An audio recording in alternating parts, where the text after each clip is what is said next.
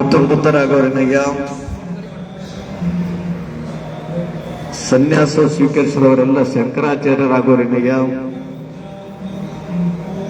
ಉಪನಯನ ನಿರಾಕರಿಸಿದವರೆಲ್ಲ ಬಸವಣ್ಣನವರಾಗುವರೇನಯ್ಯ,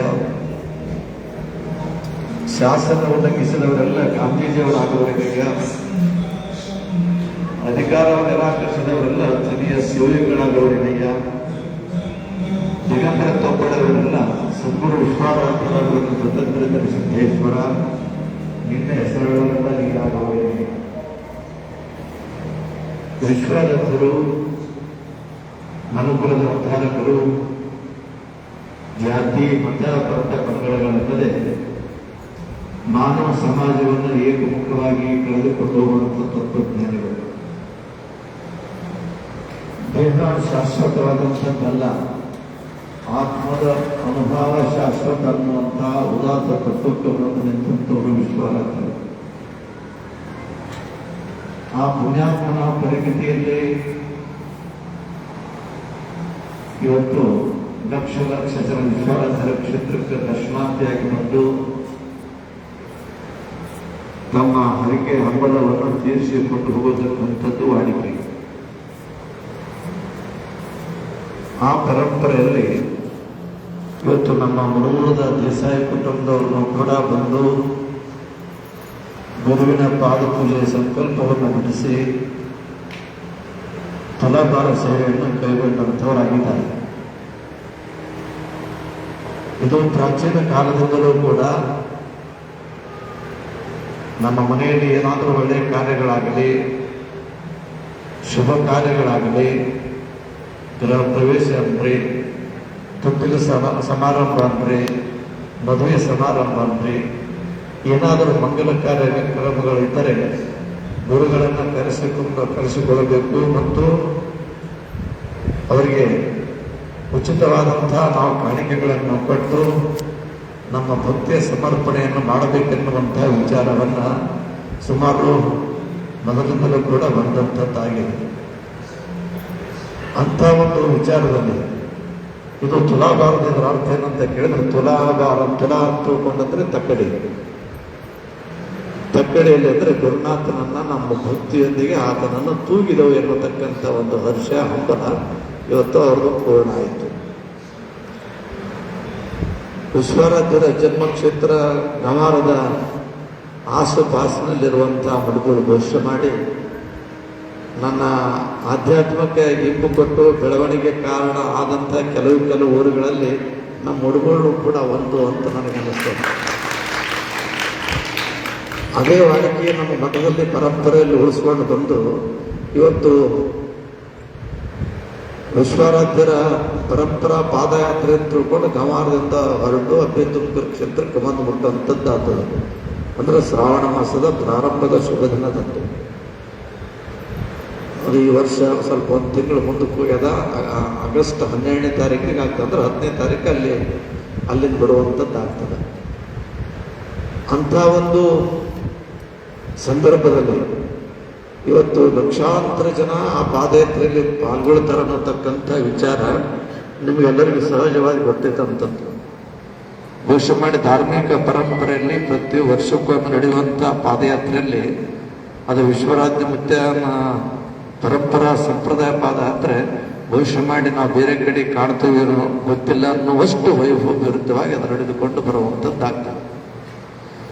ಇವತ್ತು ಲಕ್ಷ ಲಕ್ಷ ಜನ, ಸಾವಿರಾರು ಊರು ಅಲ್ಲಿ ಪಾದಯಾತ್ರೆಯಲ್ಲಿ ಪಾಲ್ಗೊಂಡು ಬಂದ್ರೂ ಕೂಡ ನಾವು ಇನ್ನೇನು ಟೈಮ್ ಆಯ್ತಪ್ಪ ಅಂತ ತಿಳ್ಕೊಂಡು ಅಂದ್ರೂ ಎಲ್ಲರೂ ಲಕ್ಷ ಅದರ ಕಡೆಗೆ ಇರ್ತಂದ್ರೆ ಇಲ್ಲ. ಈ ಮಠದ ಪರಂಪರೆ ಪಾದಯಾತ್ರೆಯಲ್ಲಿ ಒಂದು ವಾಡಿಕೆ, ಅದು ಒಂದು ನಿಯಮ. ಅದು ಏನು ನಿಯಮ ಅಂದರೆ, ಮೊದಲಿನ ಜೆಂಡಾ ಮುಡುಮುಡದವ್ರ ಜೆಂಡಾ ಬಂದ ನಂತರ ಆ ಜೆಂಡಕ್ಕೆ ಮುಟ್ಟಿ ಅಪ್ಪವರು ಇಲ್ಲಿಂದ ಪಾದಯಾತ್ರೆ ಪ್ರಾರಂಭ ಮಾಡ್ತಾರೆ. ಬಂದ್ರ ನೋಡ್ರಪ್ಪ, ಮುಡುಗುಳದವ್ರು ಬಂದ್ರ ನೋಡ್ರಪ್ಪ ಅಂತ ತಿಳ್ಕೊಂಡು ಹಂಗೆ ಸಮಯ ಆದಂಗೆ ಕೇಳ್ಕೊಂತಿರ್ತೀವಿ. ಅಂದರೆ ಅಂಥ ಬೃಹತ್ ಪ್ರಮಾಣವಾಗಿ ನಡೆಯುವಂಥ ಧಾರ್ಮಿಕ ಕಾರ್ಯಕ್ರಮದಲ್ಲಿ ಮುಡುಗುಗಳು ಅನ್ನುವಂಥದ್ದು ಅದೊಂದು ನಿಯಮ ಇಟ್ಕೊಂಡದ. ಅದು ಚಾಜ ಅಂತ ತಿಳ್ಕೊಂಡು ನಿಂತಿರ, ಆ ಚಾಜ ಇಟ್ಕೊಂಡು ವಿಶ್ವಾರಾಧ್ಯ ಕ್ಷೇತ್ರಕ್ಕೆ ಬಹಳ ಸಮೀಪ ಇದ್ದಂಥ ಊರು. ಊರಂತ ತಿಳ್ಕೊಂಡಂದ್ರೆ ಊರು ಅದು ಅದೇನು ಮಾತಾಡೋಂಥದ್ದೆಲ್ಲ ಬರೋಂಥದ್ದು ಹೋಗೋಂಥದ್ದಲ್ಲ. ಊರಾಗ ನಾವು ಭಕ್ತರು ಇರ್ತಾರಂತ ತಿಳ್ಕೊಂಡು ಆ ಊರ ಹೆಸರು ನಾವು ನೆನೆಸುವಂಥವ್ರು ಆಗ್ತೇವೆ ನಾವು. ಅಂಥ ಒಂದು ವಿಚಾರದಲ್ಲಿ ಆ ಬಳಕೆಯಲ್ಲಿ ಬಂದಂಥ ನಮ್ಮ ಶಿಷ್ಯವರ್ಗ, ಸದ್ಭಕ್ತರ ದಾರಿಯಲ್ಲಿ ಬಂದಂಥವ್ರು ನಮ್ಮ ದೇಸಾಯಿ ಕುಟುಂಬದವರು. ಭವಿಷ್ಯ ಮಾಡಿ ವಿಶ್ವರಾಧ್ಯ ಮಗ ಹೆಸರು ಪಾದಯಾತ್ರೆ ಚಾಲಾದಾಗ ಬಿಟ್ಟಿರ್ಬೇಕು. ಈಗ ಬೆಳಕಂತ ಇವತ್ತು ಹೆಂಡತಿ ಕರ್ಕೊಂಡು ಬಂದು ತುಲಾಭಾರ ಮಾಡಿದ. ಅವನ ಸಂಘಟನ ಪಾದಯಾತ್ರೆ ಮಾಡೀವಿ, ಮತ್ತು ಇವನ್ ಮಗನ ಸಂಘಟನ ಪಾದಯಾತ್ರೆ ಮಾಡ್ತೇವೆ ನಾವು. ಅಷ್ಟು ಬಹಳ ಭಕ್ತಿಯಿಂದ, ಅಕ್ಕರತೆಯಿಂದ, ಪ್ರೀತಿಯಿಂದ ಸಹಿತಿರುವತಕ್ಕಂಥ ಊರು ಮುಡ್ಬೋಳು. ಅದರಲ್ಲಿ ನಮ್ಮ ದೇಸಾಯಿ ಕುಟುಂಬದವರು ತಮ್ಮ ಭಕ್ತಿ ಭಾವ ಶ್ರದ್ಧೆಯಿಂದ ಇವತ್ತಿನ ದಿವಸ ತುಲಾಭಾರ ಸೇವೆಯನ್ನು ಕೈಗೊಂಡರು. ಗುರು ಮತ್ತು ದೇವರು ನಮ್ಮ ಆಧ್ಯಾತ್ಮ ಪರಂಪರೆಯಲ್ಲಿ ಎರಡಕ್ಕೂ ತನ್ನದೇ ಆದಂಥ ಒಂದು ವಿಶೇಷ ಸ್ಥಾನಮಾನದ. ಈಗ ಲಗ್ನ ಮಾಡಕತ್ತನದ ನಮ್ಮ ಅಪ್ಪರ ಬಳಿ ಹೋಗಿ ನೋಡ್ರಪ್ಪ, ಗುರುಗಳ ಬಳಿ ಹೋಗಿ ನೋಡಿ ಅಂತ ತಿಳ್ಕೊಂಡಂತೀರಿ. ನೀವು ಮನಿದೇವರಾಗಲಿ, ವಿಶ್ವರಾಧ್ಯರಿಗಾಗಲಿ, ಅಲ್ಲಿನೂ ಕೂಡ ಹೋಗಿ ನಿಮ್ದು ಏನಾದರೂ ಸಂಕಲ್ಪವನ್ನು ನಾವು ಹಿಂಗೆ ಬೇಡ್ಕೊಂಡದ್ದು ಮುಟ್ಸಿ ಬರಪ್ಪ ಅನ್ನುವಂಥ ಒಂದು ಹಬ್ಬ ನಿಮ್ಮೆಲ್ಲರಿಗೂ ಕೂಡ ಸಹಜವಾಗಿ ಇರುವಂಥದ್ದಾಗ್ತದೆ. ದೇವರು ಅವ ಎಲ್ಲದನ್ನ ಕಾಣಲಾರದಂಥ ವಸ್ತು, ಕಣ್ಣಿಗೆ ಕಾಣುವಂಥದ್ದು ಯಾವುದಂದ್ರೆ ಗುರು ಅಂತ ತಿಳ್ಕೊಂಡು ಹೇಳುವಂಥವ್ರು ಆಗ್ತಾರೆ. ಅದಕ್ಕೆ ಹೇಳ್ತಾರೆ, ಅವನಿಗೆ ಮುಟ್ಟಬೇಕಾದ್ರೆ ನಾವು ಇವನು ಹಿಡ್ಕೊಂಡು ಹೋಗ್ಬೇಕು. ಈಗ ಯಾವುದೋ ಒಂದು ಊರಿಗೆ ಹೋಗ್ಬೇಕಾದ್ರೆ ಅದಕ್ಕೆ ನಾವು ಗಾಡಿ ಅಂತೀವಿ, ಮತ್ತೊಂದು ಅಂತೀವಿ, ಮಗದಂತೀವಿ, ಒಬ್ಬರನ್ನ ಅವಲಂಬನ ಮಾಡ್ಕೊಂತೀವಿ. ನಡ್ರಿ ಮತ್ತೆ ನಮಗೆ ಆ ಊರು ತೋರಿಸಲ್ರಿ ಅಂತ ತಿಳ್ಕೊಂಡು ಶಾಸ್ತ್ರ ಮುಟ್ಟಲ್ಲಿ ಕರ್ಕೊಂಡು ಬರ್ತಾರೆ. ಅಂದ್ರೆ ದೇವರ ಪಾದ ಮುಟ್ಟಬೇಕು ಯಾರು ಬೇಕಂದ್ರೆ ಗುರು ಬೇಕು.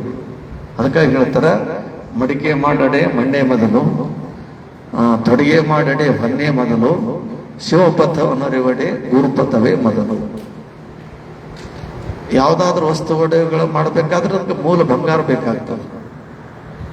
ಗಡಿಗೆ ತಯಾರು ಮಾಡಬೇಕಾದ್ರೆ ನೀವು ಗಡಿಗೆ ಮಾಡ್ರಿ, ಮುಚ್ಚಳು ಮಾಡ್ರಿ, ಮತ್ತೊಂದು ಮಾಡ್ರಿ, ಪರ್ಯಾಣ ಮಾಡ್ರಿ, ಏನ್ ಮಾಡಿದ್ರು ಕೂಡ ಅದಕ್ಕೆ ಮೂಲ ಹುಡುಕಾಡ್ಕೊಂತಾದ್ರೆ ಮಣ್ಣು ತಿಳ್ಕೊಂಡು ಗೊತ್ತಾಗಂತದ್ದಾಗ್ತದೆ. ಹಾಗೆ ಶಿವನ ಸಾನ್ನಿಧ್ಯಕ್ಕೆ ನಾವು ಮುಟ್ಟಬೇಕಾದ್ರೆ ನಮಗೆ ಯಾರು ಬೇಕು, ಯಾರನ್ನ ನಾವು ಅವಲಂಬಿತರಾಗಬೇಕಾಗ್ತಂದ್ರೆ ಗುರುವಿನ ಮೇಲೆ ಭರವಸೆಡಬೇಕಾಗ್ತದೆ. ಗುರುವಿನಲ್ಲಿ ನಾವು ಅವಲಂಬಿತರ ಆದಾಗ ಶಿವನ ಸಾಕ್ಷಾತ್ಕಾರ ನಮಗೆ ಆಗೋತಕ್ಕಂಥದ್ದಾಗ್ತದೆ. ಈಗೊಂದು ಒಬ್ಬರ ಮನೆಯಲ್ಲಿ ಸಣ್ಣ ಇರುಬಿ ವಿಚಾರ ಮಾಡಿತಂತ. ಎಲ್ಲರೂ ಕಾಶಿಗೆ ತಯಾರಾಗ್ಯಾರ, ನಮ್ಮ ಮನ್ಯಾಗ ಹರಿದ್ವಾರಕ್ಕೆ ತಯಾರಾಗ್ಯಾರ, ಕೇದಾರಕ್ಕೆ ತಯಾರಾಗ್ಯಾರ. ನಾನು ಯಾಕೆ ಹೋಗ್ಬಾರ್ದು ಅಂದಾಗ ಬಾಜು ಇದ್ದಂಥ ಇರುಬಿಗಳಂದಂತ, ಅಲ್ಲೋ ಅವರು ಎಷ್ಟೋ ಜನ್ಮ ನಮ್ಮಂಗಿದ್ದಂಥ ಜನ್ಮಗಳನ್ನು ದಾಟ್ದಾಡ್ಕೊಂಡು ಬಂದು ಮನುಷ್ಯ ಜನ್ಮಕ್ಕೆ ಬಂದಾರ. ಅವರು ಟ್ರೈನಿಗೆ ಹೋಗ್ಬೋದು, ರೈಲ್ಗಾಡಿಗೆ ಹೋಗ್ಬೋದು, ಮತ್ತು ಬಸ್ಸಿಗೆ ಹೋಗ್ಬೋದು, ಅಥವಾ ಅನುಕೂಲಿಸ್ತಿದ್ರೆ ವಿಮಾನದಾಗ ಹೋಗ್ಬೋದು. ನಾವು ಇರುಬಿ ನಾವು ಹೋಗ್ಬೇಕಾದ್ರೆ ನಮಗೆ ಹೋಗಿ ಮುಟ್ಬೇಕಾದ್ರೆ 3-4 ಜನ್ಮ ಬೇಕಾಗ್ತದೆ. ಅಸಾಧ್ಯ ಆದಂಥದ್ದ ವಿಚಾರ ಮಾಡಬಾರ್ದು ಅಂತ ಆಸುದಾದಂತ ತೋರಿಸ್ತಾರೆ. ಇರುಬಿಗಳು ಹಿಡಿದೋಸ್ತಾರೆ. ಆ ಇರುಬಿ ಅಂತಂತ ಮನಸ್ಸಿನ ಸಂಕಲ್ಪ ಗಟ್ಟಿ ಆಗ್ತದೆ. ಹೋಗ್ಬೇಕಂತ ತಿಳ್ಕೊಂಡು ಮನಸ್ಸು ಗಟ್ಟಿ ಮಾಡಿ, ಮನಸ್ಸು ಗಟ್ಟಿ ಮಾಡಿನಂತಂದ್ರೆ ಆ ಭಗವಂತ ಕೇಳ್ತಾರೆ, ನನಗೆಲ್ಲನೂ ಪರಿಪೂರ್ಣ ಆಗ್ತದೆ. ಅದಕ್ಕೆ ನಾವು ಒಬ್ಬ ಅನುಭವಿಗಳು ಮಂದೇನ ಕೊಟ್ಟಾರ ಮನವೇನ ದಣದಿದ್ದ, ಮಂದೇನ ಕೊಟ್ಟಾರ ಮನವೇನ ದಣದಿದ್ದ, ಮುಂಜಾಣ ದಾನ ಗಿರಿಮಲ್ಲ, ಮುಂಜಾಣ ದಾನ ಗಿರಿಮಲ್ಲ ಕೊಟ್ಟಾರೆ ಮನೆ ತುಂಬಿ ನನ್ನ ಮನ ತುಂಬಿ. ದೇವರು ಮನಸ್ಸು ಮಾಡಿದಂದ್ರೆ, ದೇವರಿಗಾಗಿ ನಾವು ಅರ್ಪಣೆ ಮಾಡಿದೇವಂದ್ರೆ ಅವ ನಮ್ಮ ಕಡೆಗೆ ಸ್ವಲ್ಪ ಕಣ್ಣು ಹಾಸಿದ್ನಂದ್ರೆ ಇದೇ ಜನ್ಮದಾಗ ನಾನು ಮುಕ್ತಿ ಸಿಗಬಹುದಲ್ಲ, ನಾನು ಬಿಟ್ಬೋದಲ್ಲ. ಕಾಶಿ ಕೇದಾರ ನಮ್ಮ ಮನಸ್ಸಿಗೆ ಮಾಡ್ಕೊಂಡ್ರೆ ಏನಪ್ಪ ನಮಗೆ ಅಸಾಧ್ಯ ಆದ ನೋಡು ಅಂದ್ರೆ ಅಂತ ತೋರಿಸ್ತದೆ. ಇರುಬಿ ಬೆಳಗಾಗ ನಿದ್ದೆ ಇರ್ತಿಲ್ಲ, 4 ಮುಂಜಾನೆ ಹೋಗಂಗಿಲ್ಲ. ಇರುಬಿ ವಿಚಾರ ಮಾಡಿದ್ದು, ನಾನು ಆ ಕಡೆ ಕುಂತೆ ಅವ್ರವ್ರ ಮಾತು ಕೇಳ್ಕೊಂಡು ಕುಂತೆ ಅಂದ್ರೆ ಅಂದಂಗೆ ನನಗೆ ಈ ಜನ್ಮಕ್ಕೆ ಸಿಗಂಗಿಲ್ಲ. ಒಂದು ಕೆಲಸ ಮಾಡ್ಬೇಕಂತ ಹೇಳ್ಕೊಂಡು ಏನು ಮಾಡಿತ್ತಂದ್ರೆ ಮಗುವರು ಹರಿದಾಡ್ಕೊಂಡು ಹೋಗಿ ಅವ್ ಮಾಲಕ್ಕೆ ಯಾವುದು ಬ್ಯಾಗ್ ಹಿಡ್ಕೊಂಡಂತಲ್ಲ ಆ ಬ್ಯಾಗಿನ ಮ್ಯಾಗ ಹೋಗಿ ಸತ್ಯ ಕುಂತು ಬಿಡ್ತಂತ. ಬರೋಂತ ಹೋಗಿ ಕಾಶಿನೂ ಮುಟ್ಟಿತ್ತು, ಕೇದಾರನೂ ಮುಟ್ಟಿತ್ತು, ಹರಿದ್ವಾರನ ಬಿಟ್ಟು ಆಫೀಸ್ ಬಂದ ನಂತರ ಇಳಿದು ತಮ್ಮ ಗೆಳೆಯರಿಗೆ ಹೇಳ್ತಂತ, ನೋಡಪ್ಪ ಮನಸ್ಸಿನಾಗ ಸಂಕಲ್ಪ ದೃಢ ಇತ್ತಂದ್ರೆ ಭಗವಂತ ನಮ್ಗೆ ಯಾವ್ದಾದ್ರು ಒಂದು ದಾರಿ ಹುಡುಕೊಡ್ತಾನ. ಹಂಗ ಅವನ ಮ್ಯಾಗ ನಾ ಏನ್ ಕುಂತೀನಿ ಅಂತ ತಿಳ್ಕೊಂಡು ಇವತ್ತೆಲ್ಲ ಕ್ಷೇತ್ರ ದರ್ಶನ ಮಾಡ್ಕೊಂಡು ಬಂದೆ ಅಂತ ತಿಳ್ಕೊಂಡು ಹೇಳ್ತಾನೆ. ಹಾಗೆ ಇವತ್ತು ವಿಶ್ವರಾಧರನ್ನ ಕಾಣಬೇಕಾದ್ರೆ ನಮ್ಮ ಮನೆ ದೇವರನ್ನ, ನಮ್ಮ ಕುಲದೇವರನ್ನ, ನಮ್ಮ ಶಿವಸ್ವರೂಪಿ ಶ್ರೀಶೈಲ, ಕೇದಾರ, ಕಾಶಿ ಎಲ್ಲ ಪುಣ್ಯಕ್ಷೇತ್ರ ದರ್ಶನ ಆಗ್ಬೇಕಾದ್ರೆ ಅಲ್ಲಿ ಹಾದರೆ ಆಗ್ತಾನತಕ್ಕಂಥದ್ದೆಲ್ಲ ಮನಯೇವ ಮನುಷ್ಯನ ಕಾರಣ ಬಂದ ಮೋಕ್ಷ. ಮನುಷ್ಯನಿಗೆ ಮೋಕ್ಷಕ್ಕೆ ಎಲ್ಲ ಬಂಧನಗಳ ಕಾರಣ ಇದೆ. ಇವೆಲ್ಲವನ್ನು ಬಿಟ್ಟು ಹೌದಾ ಮನಸ್ಸೇವ ಸ್ಮರಣಾನೇ ಪುಣ್ಯಮೂರ್ತಿ ಸ್ಥಿತಿಗತ್ತ. ನಾವು ಮನುಷ್ಯನಿಂದ ಒಬ್ಬ ಗುರುವಿನಲ್ಲಿ ನಾವು ಮೊರೆ ಇಟ್ಟಾಗ, ಗುರುವಿನ ಪಾದಕ್ಕೆ ಹೋಗಿ ನಮಸ್ಕಾರ ಮಾಡಿದಾಗ ಕೇದಾರ ದರ್ಶನ ಅಲ್ಲೇ ಆದಂತ, ಕಾಶಿ ದರ್ಶನ ಅಲ್ಲೇ ಆದಂತ, ಎಲ್ಲ ನಮ್ಮ ಕುಲದೇವರು ನಮ್ಮ ಮನೆ ದರ್ಶನ ಕೂಡ ಗುರುವಿನ ಪಾದದಲ್ಲಿ ಸಿಗೋದಕ್ಕಂಥವ್ರಾಗ್ತಾರೆ. ಅದಕ್ಕೆ ಕಬೀರದಾಸರು ಹೇಳ್ತಾರೊಮ್ಮೆ, ತಿರುಗಾಡ್ಕೊಂಡು ಕೊಟ್ಟಾಗ ಅವ್ರ ಗೆಳೆಯರು ಕೇಳಿದ್ರಂತ ಅವ್ರ ಶಿಷ್ಯರು, ಅಲ್ಲ ನೀವು ಗುರುಗಳು ನಮಸ್ಕಾರ ಮಾಡಂತ ತಿಳ್ಕೊಂಡು ಹೇಳ್ತೀರಿ, ಹೌದಾ? ಗುರುಗಳಿಗೆ ನಮಸ್ಕಾರ ಮಾಡ್ಬೇಕು ಮೊದಲ ಅಂತ ತಿಳ್ಕೊಂಡು ಹೇಳ್ತೀರಿ, ನಂತರ ದೇವರಿಗೆ ನಮಸ್ಕಾರ ಮಾಡ್ಬೇಕು ಅಂತ ತಿಳ್ಕೊಂಡು ಹೇಳ್ತೀರಿ. ಸ್ವಲ್ಪ ಇಲ್ಲಿ ನಮಗೆ ಜಿಜ್ಞಾಸೆ ಬಂತು ಅಂದ್ರೆ ಸ್ವಲ್ಪ ಸಂಕಲ್ಪ ಬಂದದ್ದು ಏನಂದ್ರೆ, ಗುರುವಿಗೆ ದರ್ಶನ ಮಾಡ್ಬೇಕಂತ್ರಿ, ದೇವರಿಗೆ ದರ್ಶನ ಮಾಡ್ಬೇಕಂತ್ರಿ, ಇಬ್ಬರು ಒಮ್ಮೆ ಬಿಟ್ಟಾದ್ರೆ ಯಾರಿಗೆ ನಮಸ್ಕಾರ ಮಾಡಬೇಕು? ಗುರುನು ಬಿಟ್ಟಾದ, ದೇವ್ರಿಗೆ ಬಿಟ್ಟಾದ, ಇಬ್ಬರು ಏಕಕಾಲಕ್ಕೆ ಬಿಟ್ಟಾದಾಗ ನಾವು ಯಾರಿಗೆ ನಮಸ್ಕಾರ ಮಾಡಬೇಕು? ಅವಾಗ ಹೇಳಿದ್ರಂತವ್ರು, ನೋಡು ಮೊದಲ ನೀ ಗುರುವಿಗೆ ನಮಸ್ಕಾರ ಮಾಡು, ಗುರು ನಮಸ್ಕಾರ ಮಾಡಂದ್ರೆ ದೇವರಿಗೆ ನಮಸ್ಕಾರ ಮಾಡಂದ್ರೆ ಏನು ನಮಸ್ಕಾರ ಮಾಡೋ ಅವಶ್ಯ ಇಲ್ಲ ಅಂತ ಹೇಳಿದಂತ. ಅಂದ್ರೆ ಗುರುವಿನಲ್ಲಿ ದೇವರಿಗೂ ಕೂಡ ಇರುವಂತ ಆ ಒಂದು ವಿಚಾರಕ್ಕೆ ಅನುಗುಣವಾಗಿ ನಮ್ಮ ಭಕ್ತ, ನಮ್ಮ ಶಿಷ್ಯ ವರ್ಗದ ಪರಂಪರೆಯಲ್ಲಿ ನಮ್ಮ ದೇಸಾಯಿ ಕುಟುಂಬದವರು ಇವತ್ತಿನ ದಿವಸ ಬಂದು ಮಾನ್ಯತಾನೆ ಅವ್ರ ಲಗ್ನ ತಯಾರು ಮಾಡಿದ್ರೆ ನಮ್ಗೆ ಗೊತ್ತಾಗಲಿಲ್ಲ. ಒಮ್ಮೆ ಕಾಡು ತೊಗೊಂಡು ಬಂದ್ಬಿಟ್ಟು ಬರ್ಬೇಕ್ರಿ ಅಂತೇಳಿ ಅವತ್ತು ಮೊನ್ನೆ ಇಲ್ಲಿ ಕಾರ್ಯಕ್ರಮ ಮುಗಿಸ್ಕೊಂಡು ಮೊದಲು ಯಾವ್ಯಾವ ಒಪ್ಪುಗೊಂಡು ಹೋಗಿ ಬರೋದ್ರಾಗ ಸಮಯ ಆಗ್ತದಪ್ಪ, ನಿಮಗೆಲ್ಲ ಮಂಗಲ ಕಾರ್ಯಗಳನ್ನು ಮುಗಿಸ್ಕೊಂಡು ಬಂದು ನಂತರ ಇದು ಗುರುವಿನ ತುಲಾಭಾರ ಮಾಡಿಸಿದ್ರೆ ನಿಮ್ಮೂರಿಗೆ ಬಂದ್ರೆ ಮತ್ತು ವಿಶ್ವರಾಧರು ನನ್ನ ಸಂಗಡ ಬರ್ತಾರೋ ಏನು ಮಾಡ್ತಾರೋ ಗೊತ್ತಿಲ್ಲ. ಅದಕ್ಕೆ ಇಲ್ಲೇ ಬಂದು ಮಾಡಿದ್ರು ಅಂತಂದ್ರೆ ವಿಶ್ವರಾಧರ್ನು ಇಲ್ಲೇ ಇರ್ತಾರೆ, ಬಗಳಮ್ಮ ತಾಯಿನೂ ಇಲ್ಲೇ ಇರ್ತಾರೆ. ಅವರಿಂದ ನಮ್ಮ ತುಲಾಭಾರ ಮಾಡಿದಂದ್ರೆ ಹೊಸ ಮಂದಿಗೂ ಕೂಡ ಮುಟ್ಟಿದಂಗೆ ಆಗ್ತದೆ, ಸಂತೋಷ ಆಗ್ತದೆ ಅನ್ನುವಂಥ ವಿಚಾರಕ್ಕೆ ಅನುಗುಣವಾಗಿ ಇವತ್ತಿನ ಈ ಒಂದು ಶುಭ ಪ್ರಸಂಗ ನಡೆದಂತಾಯಿತು. ಈ ತುಲಾಭಾರ ಸೇವೆ ಕೈಗೊಂಡಂಥ ಸದ್ಭಕ್ತರಿಗೆ ಸದ್ಗುರು